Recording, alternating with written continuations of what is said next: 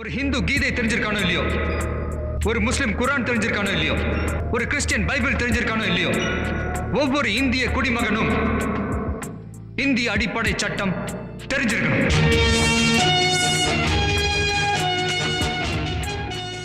வணக்கம். சென்னை உயர்நீதிமன்ற ரமேஷ் பேசுகிறேன். இப்போ பேச போகிற தலைப்பை பற்றி ஏற்கனவே பேசியிருக்கிறோம். இருந்தாலும் அண்மையில் சென்னை உயர்நீதிமன்ற டிவிஷன் பெஞ்ச் 2 நீதிபதிகள் கொண்ட அமர்வு ஒரு விஷயத்தை பற்றி சொல்லியிருக்காங்க. எதை பற்றி பேச போகிறோம் அப்படின்னு பார்த்தீங்கன்னா, ஒரு போலி ஆவணத்தை பதிவு பண்ணுறாங்கன்னு வச்சுங்களேன். அப்படி பண்ணிட்டாங்க, அதை ரத்து பண்ணணும்னு எல்லாரும் துடிப்பாங்க. அப்படி பண்ணும்போது என்ன மாதிரியான விதிமுறைகளை கடைபிடிக்கணும் அப்படின்னு சொல்லி உயர்நீதிமன்ற 2 நீதிபதிகள் கொண்ட அமர்வு டிவிஷன் பெஞ்சு வழிகாட்டியிருக்கு. அதை பற்றி தான் பேச போகிறோம். ஏற்கனவே நம்ம இது சம்மந்தமாக ஒரு டாக்குமெண்ட் ஃபோர்ஜரி பண்ணால் என்ன பண்ணணும் அப்படின்னு சொல்லி நம்ம ஏற்கனவே ஒரு வீடியோ போட்டிருக்கோம். அதையும் நீங்கள் பாருங்கள், இதையும் தெரிஞ்சுக்கங்க. நாங்கள் விஷயத்துக்குள்ளே போயிடலாம். சென்னை உயர்நீதிமன்றம் தீர்ப்பு நாள் 4/3/2026. நீதியரசர் எஸ்.எஃப். சுப்ரமணியம், Subramaniam K. Surender. Writ appeal number 10/11/2023. மனுதாரர் யாருன்னு பார்த்தீங்கன்னா குருமூர்த்தி, அப்புறம் சங்கீதா. எதிர்மனது யாருன்னு பார்த்தீங்கன்னா மாவட்ட பதிவாளர் புதுச்சேரி, அப்புறம் மோகன சுந்தரம் 2, அப்துல் காஃபூர், சார் பதிவாளர் புதுச்சேரி, உம்மு குல்சியும், அப்புறம் மரியம் ரிலுவான் அண்ணன், அபிபுல்லா ஷபீல், சஃபியா சுலந்தா, அது மாதிரி மட்டும் சிலர் இருக்காங்கன்னு வச்சுக்கலாம். கிட்டத்தட்ட மொத்தம் எதிர்மனையாளர்கள் 17 பேர் இருக்காங்க.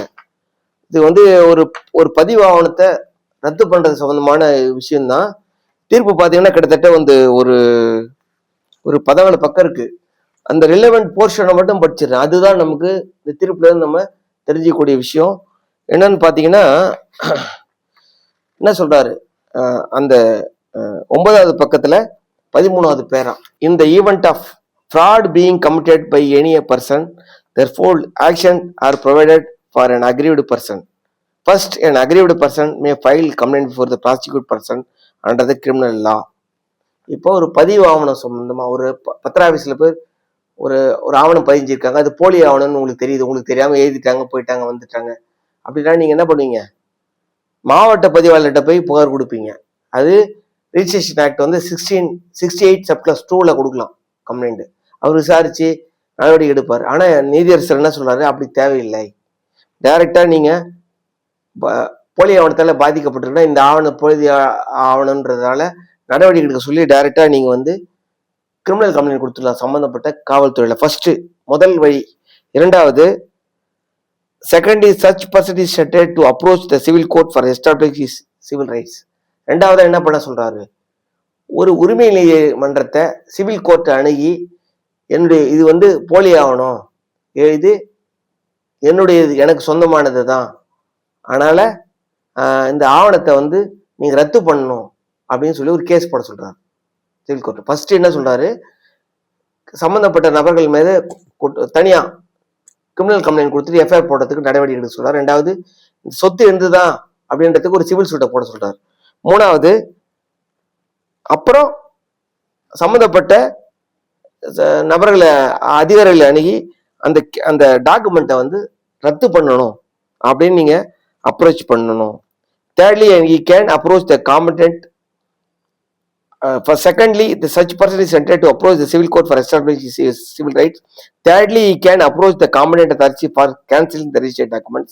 As for the administration action under the provisions of the Registration Act is concerned, the definition is fraud cannot be expended the purpose of adjudication civil dispute.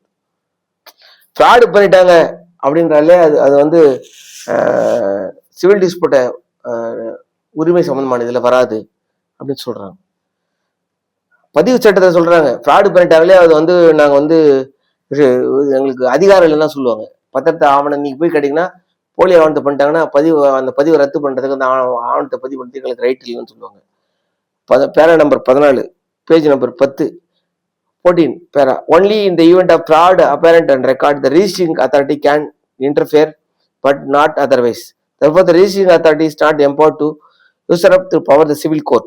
Such access power take action the powers of civil court. If there is any iota of doubt of recognizing civil right, the parties are to be relegated to the civil court of law purpose of the establish the right. Civil நீதிமன்றத்துக்குள்ள அதிகாரத்தை வந்து பதிவுத்துறை அதிகாரிகள், மாவட்ட பதிவாளரோ இல்ல sir பதிவாளரோ எடுத்துக்கூடாது. சம்பந்தப்பட்ட அதிகாரிகள் நீங்க சிவில் நீதிமன்றத்தை அணுகி பரிகாரம் தேடிக்கணும்னு அவங்களை அனுப்பிச்சிடணும் அப்படின்னு சொல்றாரு. 15. When the district registrar has no power to adjudicate the civil rights of the parties, he ought not to have cancelled the sale deeds. என்ன மாவட்ட பதிவாளர்கிட்ட போயிடுச்சுன்னா ரைட்ஸ் இருந்ததுன்னா அந்த டாக்குமெண்ட்டை கேன்சல் பண்ணக்கூடாது. Such a power has been conferred by the civil court. Such a declaration cannot be given based on the summary proceedings. In the event of the declaring the document is fraudulent by district registrar merely by conducting summary proceedings, it will infringe the civil rights of the parties regarding the properties, and more so right to property is constitutional right under Article 300A of the Constitution gets violated, since such right can be taken away only by authority of law. என்ன சொல்றாருன்னா, civil கோர்ட்டுக்கு தான் வந்து ஒரு ஒரு ஆவணம் செல்லுமா செல்லாதான்ற உரிமையை நேரிடுறதுக்கான அதிகாரம் இருக்குது. அந்த அதிகாரத்தை மாவட்ட பதிவாளரோ இல்ல சார் பதிவாளரோ எடுத்துக்க கூடாது. அது வந்து இந்திய அரசியலமைப்பு சட்டம் 307 சொல்லியிருக்கிற இந்த அடிப்படை உரிமைகளை மீறுவதாகும் அப்படின்னு சொல்றாரு. ஏற்கனவே இந்த கேஸை சொல்லியிருக்காங்க இல்லையா, இது ஏற்கனவே இது சம்பந்தமா வந்து ஒரு சிவில் கேஸ். என்ன சொல்றாரு, civil suit number OS number 897/2023 issued by appliance filed in the counter claim, but the litigants are pending before the Commonwealth Civil Court of Law. Amendment section 82 of 82 Acts is 68 subclause 2 of the Act filed in the year of 2016 after the lapse of 3 years of the date of initiation of civil suit. என்ன சொல்றாங்கன்னா, இந்த civil சூட்டை போட்டதுக்கு அப்புறம் 3 வருஷம் கழிச்சு அந்த ஆவணம் வந்து போலி ஆவணம், அதை ரத்து பண்ணணும் அப்படின்னு சொல்லி சிவில் சூட்டு இந்த வழக்கு சம்பந்தமா ஒரு போலி ஆவணம் சம்பந்தமா உரிமைக்காக ஒரு சிவில் சூட்டு பெண்டிங் இருக்கும்போது ஒரு 3 வருஷம் கழிச்சு இந்த ஆவணத்தை வந்து ரத்து பண்ணணும்னு மாவட்ட பதிவாளர்கிட்ட பெட்டிஷன் கொடுத்து அதை ரத்து பண்றதுக்கு உத்தரவு வாங்கிட்டு இருக்காங்க. Therefore, they would be not appropriate on the part of the district registrar to entertain the complaint during the pendency of the civil suit and pass order nullifying the 3 civil deeds issued under the provisions of the Act. The district registrar has not only exceeded his power conferred the Act, but such a power exceeded available in number 68. என்ன சொல்றாருன்னா, இந்த கேஸே எதனால வருதுன்னா writ அப்பீல்ல வருது. Single ஜட்ஜி என்ன பண்ணிடுறாரு, வந்து பண்ணது தப்பு இல்லை ஒன்று அப்படின்னு பண்ணிடுறாரு. பாதிக்கப்பட்ட நபர் என்ன சொல்றாரு, எதிர்வாதி டிஃபரெண்ட் தான் வர்றாரு, அந்த சூட்ல இருக்கிற டிஃபரெண்ட் தான் வந்து என்ன பண்றாரு, சேலஞ்ச் பண்றாரு. அப்ப டிவிஷன் பெஞ்ச் என்ன சொல்றாங்கன்னா, சிங்கிள் ஜட்ஜி கொடுத்த ஆர்டரை ரத்து பண்ணிட்டு உரிமை நீதி பண்றதுக்குள்ள பவரை வந்து மாவட்ட பதிவாளர் எடுத்துக்கிட்டு ஒரு பதிவு செய்யப்பட்ட ஆவணத்தை வந்து போலி ஆவணம் ரத்து பண்றதுக்கு பவர் இல்லை அப்படின்னு சொல்லிட்டு, அந்த மாதிரி பதிவு சட்டம் பிரிவு 68(2) பிரிவு உட்பிரிவின் கீழே அந்த மாதிரி பண்றதுக்கு அதிகாரம் கிடையாது மாவட்ட பதிவாளருக்கோ இல்ல சார் பதிவாளர் கிடையாதுன்னு சொல்லி சொல்றாரு. 17. The writ court has mainly proceeded based on the facts relatable to allege fraud which cannot be adjudicated in the writ proceedings, since it is dispute fact decision by the parties. All these grounds to be raised in the civil suit as well as in the counter claim issued between the parties. Writ கோர்ட்ல இதை வந்து முடிவு பண்ண முடியாது, இது எல்லாமே civil கோர்ட்ல தான் முடிவு பண்ணணும், இங்க வரக்கூடாது அப்படின்னு சொல்றாரு. However, there is court back it clear any observation made in the present order may not be affect the grounds as well as documents related in the parties in civil suit. இப்போ இந்த நீதிமன்றம் சொல்லியிருக்கிற இந்த உத்தரவுகள் வந்து கீழ்கோர்ட்ல நடக்கிற அந்த வழக்கு விசாரணைக்கு எந்த விதத்திலையும் பாதிப்பை ஏற்படுத்தாது. அதுல அவங்க என்னென்ன ஆவணங்களை கொடுத்துருக்காங்களோ அதை பேஸ் பண்ணி தான் வந்து கீழமை நீதிமன்றம் உத்தரவு கொடுக்கணும்.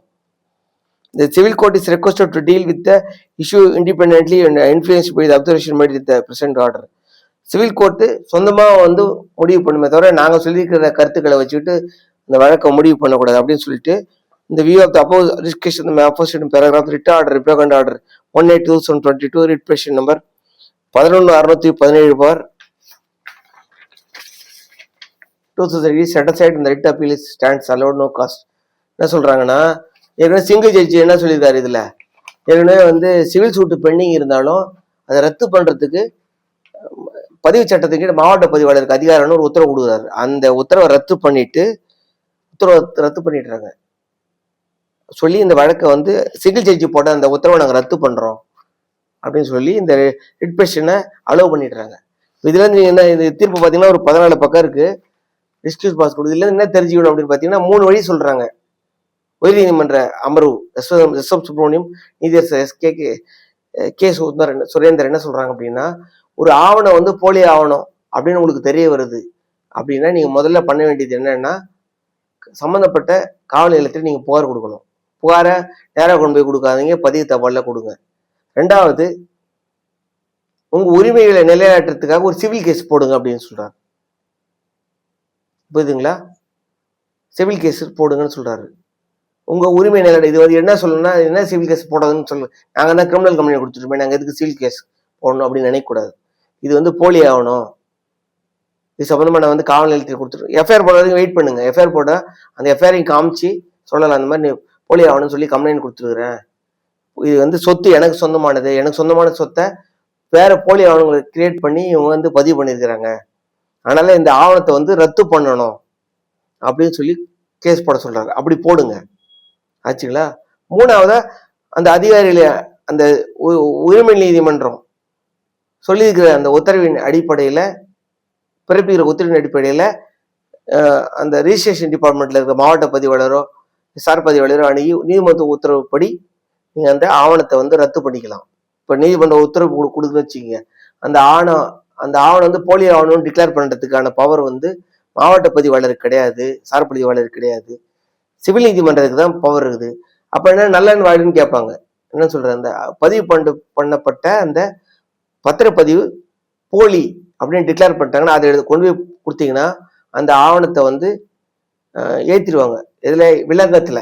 அப்போ அந்த ஆவணம் வந்து போலி ஆவணமா ஆயிடும். புரியுதுங்களா உங்களுக்கு?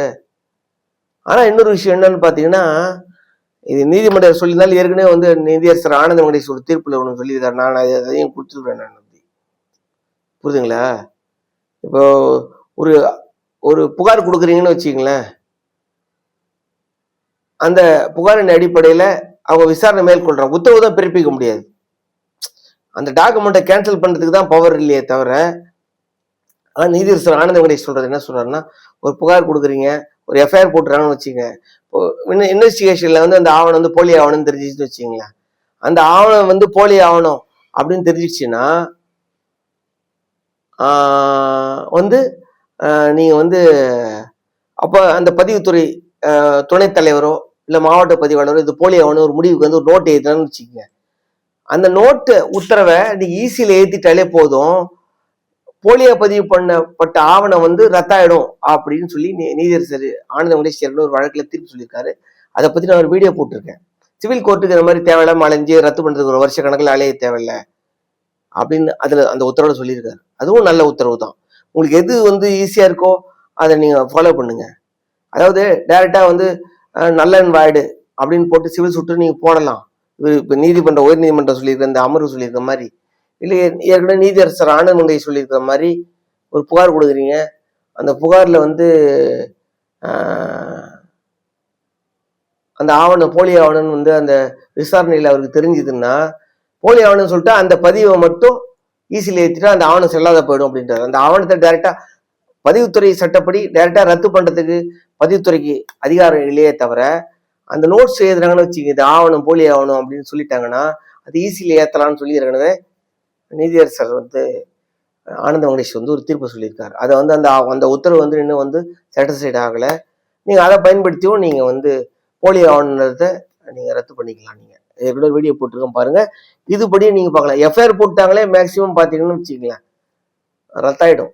எஃப்ஐஆர் போட்டாங்கனாலே சம்மந்தப்பட்ட ஆட்களை வந்து கோர்ட்டு கேஸ் கலையணும், போலீஸ் வந்து சார்ஜ் ஷீட் போடலாம், ஹைகோர்ட்ல வந்து டைரக்ஷன் அவங்களுக்கு சீக்கிரமா முடிக்கணும்னு.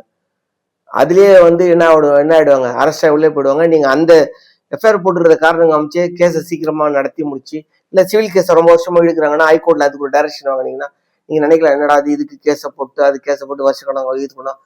நீதிமன்ற நடவடிக்கைகள் தான் அப்படிதான் இருக்கும். இப்ப கோடிக்கணக்கில் சொத்து இருக்குன்னு வச்சுக்கோங்க, அதை ரத்து பண்றதுக்குன்னா இந்த மாதிரி வழிமுறைகளை நீங்க கடைபிடிக்கணும். நீங்க எந்த வழிமுறையை கடைபிடிக்கிறத நீங்க தான் தீர்மானம் பண்ணிக்கணும்.